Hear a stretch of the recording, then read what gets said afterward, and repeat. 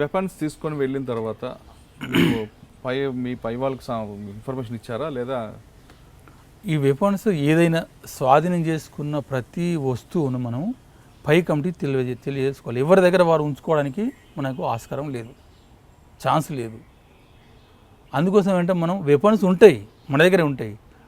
మనకు పై కమిటీ వాళ్ళకి ఇన్ఫర్మేషన్ ఇచ్చిన తర్వాత వాళ్ళు ఎటు పంపాలో, ముఖ్యంగా ఎస్ఎంసీ ఎడ్జెట్స్ ఉంటారు కదా, సిసి కూడా, సిఎంసి కూడా, వాళ్ళు కూడా ఎటు పంపాలో వాళ్ళు నిర్ణయిస్తే అటే పోతాయి. అంటే ఆ మెసేజ్ ఎన్ని రోజులు పడుతుంది వెళ్ళడానికి? పట్టవచ్చు, నెల పట్టవచ్చు, 2 నెలలు పట్టవచ్చు, 6 నెలలు పట్టవచ్చు, అంతే.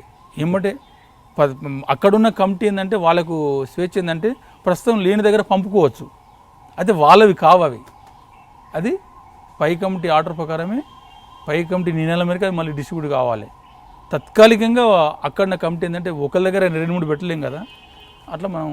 ఓకే, మాన్పూర్ పిఎస్ మీద అటాక్ చేసిన తర్వాత ఆ వెపన్స్ అన్ని తీసుకువెళ్ళారు. ఇక్కడ పోలీసులు కూంబింగ్ వెంటనే స్టార్ట్ చేస్తారు కదా, మీకు కూంబింగ్ ఎదురుపడలేదు? అప్పటికి పెద్ద కూంబింగ్ లేవండి, వాళ్ళకి కూడా ఉంటుంది కదా. ఎమ్మటే పోవడం ద్వారా మళ్ళీ ఏవో మైండ్స్ పెడతారు, బూబీ ట్రాఫీస్ పెడతారు, అవన్నీ ఉంటాయి కదా. అయితే తిరిగారు వాళ్ళ ఏరియా ప్రాంతాల్లో వాళ్ళు తిరిగారు. అయితే మనం కొద్దిగా మనం లోనికి వెళ్ళిపోయి మనం సురక్షిత ప్రాంతానికి వెళ్ళిపోవడం జరిగింది. ఓకే, దాని తర్వాత ఏం చేశారు?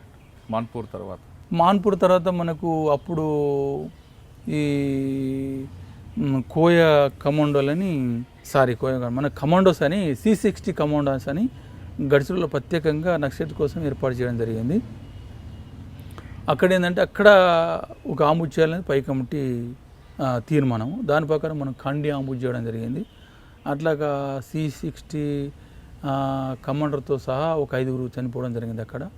అక్కడ బాంబ్ బ్లాస్ట్ మొత్తం జీవంతా తునాతుంగలైపోయింది. అక్కడ దగ్గర వెపన్స్ అంటే అవి అంటే ఇప్పుడు ఫంక్షన్ వ్యవస్థలు లేవు, అవి అయినా కూడా మనం సీజ్ చేసుకోవడం జరిగింది. బాంబ్ బ్లాస్ట్ ఏ విధంగా చేశారు? బాంబ్ బ్లాస్ట్ అంటే మనం ముందే వాళ్ళు వస్తారని ముందే తెలుసు. అంటే వేరే ఊళ్ళోకి వస్తారని తెలిసి మనం ఒక 2 రోజుల ముందే తెలిసింది మనకు. ఏమంటే తెలిస్తే మైన్స్ నైట్ పోయి పెట్టడం జరుగుతుంది.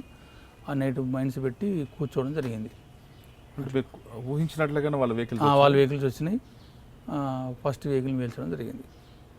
ఓకే, ఇది మెటీరియల్ ఎక్కడి నుంచి వస్తుంటుంది? బాంబ్ మెటీరియల్, ఈ బాంబ్ మెటీరియల్ అండి ఇక వివరాలకు మనం వెళ్ళలేము. అయితే అందరికీ తెలిసింది అది. ఒకటి ఫస్ట్ ఈ ఎక్స్ప్లోజివ్ అయినా ఆర్మ్స్ అయినా 3 విధాలుగా, అంటే కొనుక్కోవడము, స్వాధీనం చేసుకోవడము, తయారు చేసుకోవడం, ఈ 3 సోర్సే తప్ప ఇంకా మిగతా మనకు ఏం లేవు. ఓకే, అట్లా అక్కడ బాంబ్ బ్లాస్ట్ అయిన తర్వాత వచ్చిన వెపన్స్ని తీసుకుని వెళ్ళిపోయారు. ఓకే, దాని తర్వాత ఇంకేం చేస్తారు అనేది? తర్వాత ఇక్కడ బాంబరగడ దగ్గర ఈ రోడ్డు పోసే రోడ్ ప్రొటెక్షన్ కోసం ROP అంటారు, రోడ్ ఓపెనింగ్ పెట్రోలింగ్ బ్యాచ్ వస్తుంది. అట్లా అక్కడ ఆమోదు చేస్తే ఒక పోలీస్ అని చనిపోయాడు. అక్కడ 303 స్వాధీనం చేసుకోవడం జరిగింది. అట్లా ప్రయత్నాలు చానే జరగడం జరిగింది. For more videos, subscribe to iDream. And loads of fun entertainment and content, do watch iDreams. Do subscribe iDream Media. దయచేసి iDreams మీరు సబ్స్క్రైబ్ చేయాల్సిందిగా నేను కోరుతున్నాను. I am Dr. Nayak, DT Nayak. For more videos, please subscribe to iDream. Please subscribe iDream News. Please subscribe iDream. Please subscribe iDreams. మీరు చూస్తున్నారు iDream News.